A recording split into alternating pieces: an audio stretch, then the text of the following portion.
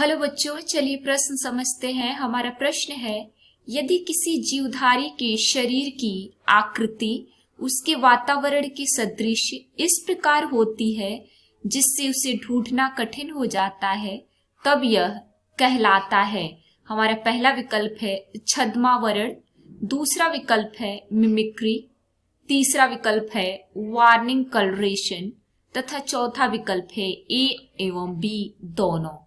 आइए समझते हैं। बच्चों, सबसे पहले हम अपने प्रश्न की मुख्य अवधारणा को समझेंगे। मुख्य अवधारणा हमारे प्रश्न में पूछा गया है, कोई ऐसा जीवधारी जिसके शरीर की आकृति वातावरण के अनुसार हो जाती है, उसको क्या कहा जाता है। आइए लिखें, शरीर की आकृति, शरीर की आकृति वातावरण के सदृश, वातावरण के सदृश होना, यह क्रिया क्या कहलाती है, समझेंगे। बच्चों, कुछ जीव ऐसे होते हैं, आइए लिखें, कुछ जीव ऐसे होते हैं जिनके शरीर की आकृति, आइए लिखें, जिनके शरीर की आकृति या रंग के परिवेश के जैसा होता है। आकृति या रंग कैसा होता है बच्चों, उनके परिवेश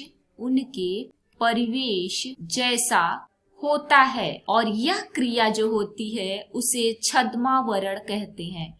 क्या कहते हैं बच्चों, छद्मावरण। जब शरीर की आकृति या रंग परिवेश के जैसा हो जाए तो उसे छद्मावरण कहते हैं। अगर हम उदाहरण की बात करें कि कौन कौन से जीव छद्मावरण के उदाहरण हो सकते हैं, रेगिस्तानी सरीसृप जो होते हैं बच्चों, रेगिस्तानी सरीसृप यानी कि सांप, गिरगिट इत्यादि, वो अपने शरीर का रंग या आकृति रेत के जैसा कर लेते हैं, तो ये उसके उदाहरण हो जाएंगे, रेगिस्तानी सरीसृप। कुछ कीट जैसे टिड्डा वगैरह, जैसे टिड्डा इत्यादि। तो अब हम अपने विकल्पों की तरफ चलें तो हमारा जो ए विकल्प है छद्मावरण वो सही हो जाएगा।